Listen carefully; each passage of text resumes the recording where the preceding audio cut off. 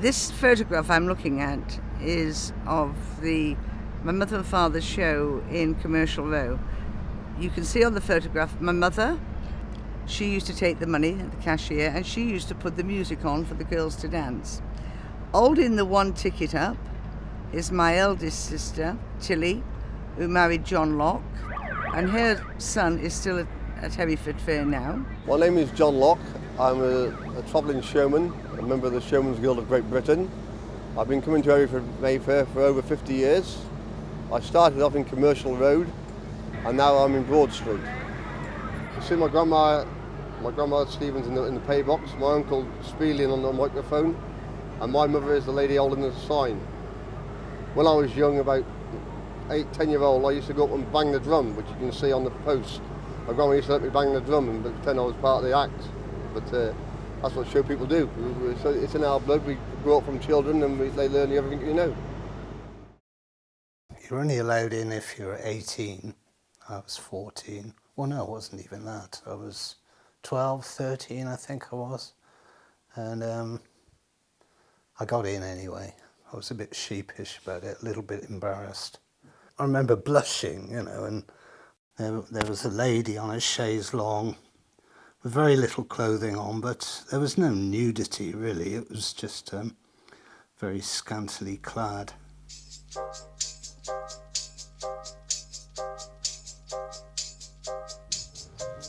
Every year when the May Fair came, my dad used to take me into town to watch it being put together. Obviously used to hold my hand. I was 9, and I remember on one occasion where I just didn't want to hold his hand anymore, and I told him, but I could see that it had upset him, and I'll never forget it. It was just, but I still didn't want to hold his hand. And I just remember his face and just looking a bit upset, but he let it ride, But I'll never forget it. St Ethelbert's Fair has been held in Hereford city centre since 1121. It goes back to King Henry I and the charter he granted to Bishop Richard of Hereford. This is a major fair, a very historic fair, and we get people come from everywhere. There's lots of other fairs that are not so big as Hereford, but Hereford is a major event. It didn't start with obviously the dodgems and waltzers. It was probably magicians and magic people and all sorts of things like that. And it's basically a hiring fair. So the local farmers would come here today, or over the next 3 days rather, and they'd hire the workers to do various jobs. And the entertainment would be the showman. We would put the entertainment on for everybody, and it would be a very social event. Well, my name is Katie Cave Brown Cave, although I was Eastaugh, and my father was John Eastaugh, Bishop of Hereford from 74 to 1990. We had moved into the palace earlier in the year, and my younger brother, who was 4 at the time, managed to get himself out of the house and to the top of Broad Street, and just couldn't believe what he saw, ran back into the house and woke my father. And the two of them walked around the fair together, meeting all the showmen and those who were getting everything ready. And so began a relationship that developed into tremendous friendships. I like when you come from Lemps and you come over that hill and you see that cathedral, you'll know you're coming into Hereford May Fair. My dad was very passionate about the Showman's Guild. At the bottom of this street, many years ago, we lost our position here. And him and the Bishop Easton, they got drunk in the pub one night. And he said, if you could build anywhere, where would you build? And the position was on the front of the cathedral. And we was the first showman of Hereford May Fair to open on the grounds of the cathedral with our super satellite ride. My father was made an honorary showman of the South Wales Showman's Guild. Every year, even now, they invite my mother to their party after the opening of the May Fair, and Christmas cards are exchanged and so forth, and so it's really very special. The The May Fair is officially opened by a procession, followed by a ceremonial offering of 12.5 bushels of wheat by the mayor to the Lord Bishop, as payment for allowing the fair to proceed. And I remember clearly there was a lovely horse and cart, and we climbed onto that and stood around, and the mayor of the time and the bishop said whatever they were saying. That it was probably extremely boring for a child of 9, because all I wanted to do was jump on the dodgems. After the ceremony took place, the various dignitaries would then get onto the dodgems, and none of the fair rides were supposed to have started before that first dodgem ride. So 4 o'clock, bumper cars were off, and then suddenly this great cacophony as ride after ride started. When you see the lights go on and the music go on this afternoon when all the children come out of school, it creates a magical theme. It's just so much pleasure watching everybody enjoying themselves and eating candy floss and hot dogs, etc., etc.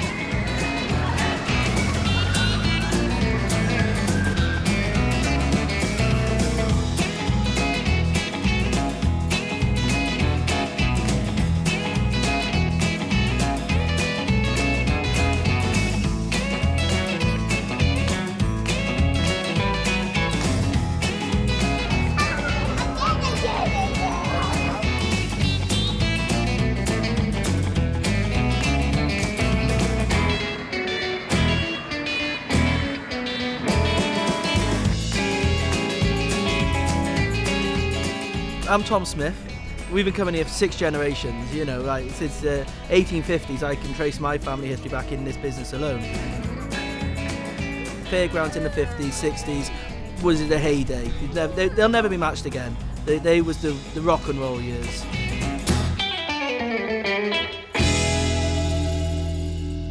I've come here all my life, literally with the same stalls that my grandfather, great-grandfather, coconut shies, rifle ranges. That's what we've always done in the same business, and I'm still doing it now, exactly the same. Modern prizes, modern lights, you know, but in essence it's exactly the same as what we was doing 150 years ago. But a lot of the families come from various parts of the United Kingdom. And we've got people coming from London here to the fair at Hereford. It's a family business. It's something that we've always done, and the family all gets involved in it. So the first time I would have come to Hereford, I would have been 3 months old. You know, so it's literally, you're in it. And we would have been in the stall, in the pram, in the corner of the stall. You see my friends up there now, they're doing it the next generation. This is when you learn the business. You're doing it subconsciously, you know, it's all going on around you. You know what you're doing, setting up and pulling down. You're there with your parents, you're doing it.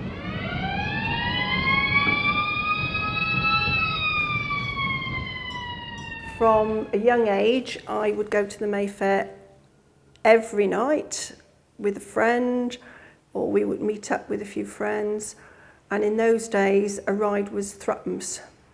So on £0.50, you could go on every ride you wanted to go on. The atmosphere was fantastic. And the streets used to be heaving with people. You couldn't move, you could walk on people's heads. The May Fair used to go all the way up Broad Street, King Street, High Town, Commercial Street, Commercial Road. I can remember there used to be coaches come from Gloucester and from Cardiff to Hereford May Fair because it was a big part of the social season. And it was over the first week in May. Everybody used to go over on the good weather, which it usually was nice. So it was a part of a calendar like Ascot Racecourse or the races, the Derby, the FA Cup. The May Fair was an highlight of their year. That was the occasion of the year, was the May Fair, because we had our first ice cream of the year at the May Fair, and we used to go to Roger's Cafe, and we used to have a little bowl and the wafers stuck in the ice cream. Oh, it was such a treat. When we lived in St Nicholas Street, the wall of death was the in front of our bedroom window, and we had window seats in our bedrooms, and we used to hide behind the curtains and listen to the terrible roar of these motorbikes going round and round and round this wall of death. There were so many people there that when I was very little, I was really frightened that I was going to lose mother or auntie or whoever we was with.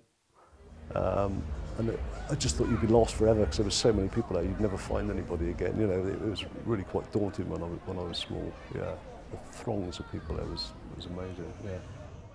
And then as I got older, going down there when we were sort of in our 14, 15 kind of, it was like, you thought it'd be really cool to go to the fair, do you know what I mean?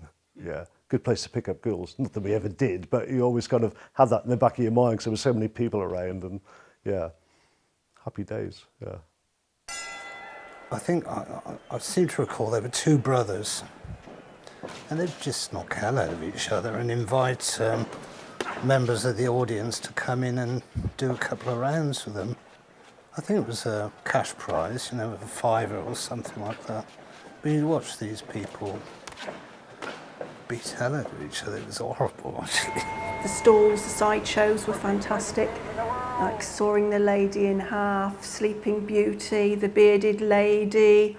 Oh, and there was a mouse town as well, with like little tiny houses with little mice running around. I remember that. Flea Circus, I remember that. I'm not sure whether there were any fleas, but we just saw things moving about and we assumed that there might be fleas. I think this is what the fair is lacking now, the variety.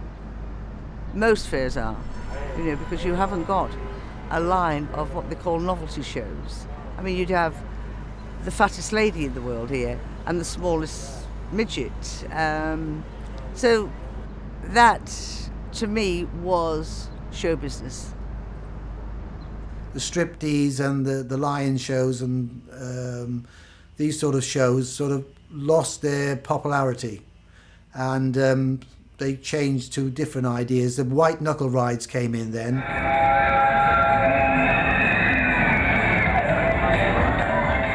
The funniest thing I ever witnessed was the Bishop of Hereford riding on the handlebars of the Wall of Death in the Cardiff Big Weekend.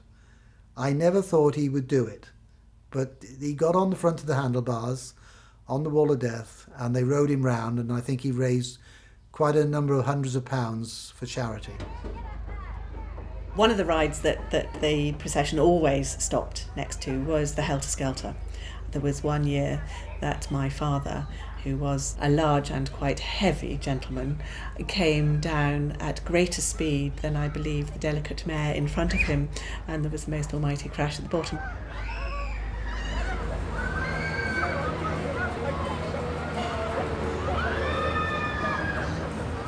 I love the sights and the smells and the music is like you grow up, it changes slightly, and I just loved the atmosphere, I think, as a kid.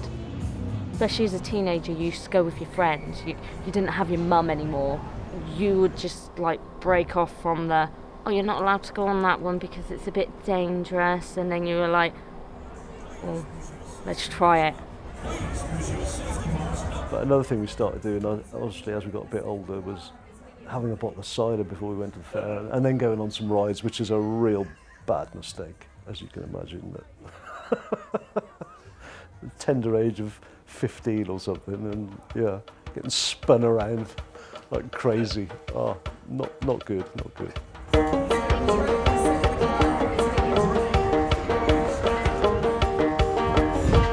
Derek wrote in an essay from 1958, "For the photographer, the May Fair is a subject full of life and colour. To me, the fair seems to develop a sort of magic at night.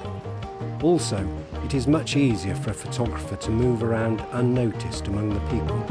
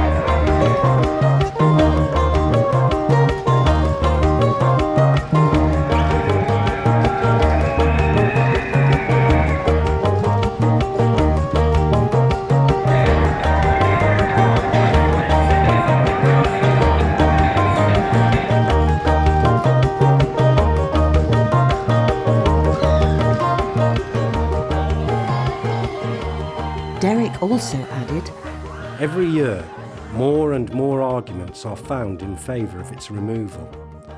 Motorists and local traders dislike it, but the general public flock in thousands from the surrounding countryside. May madness. There is a small minority that think, oh, the fair's going to be outside my front door, bit of a nuisance.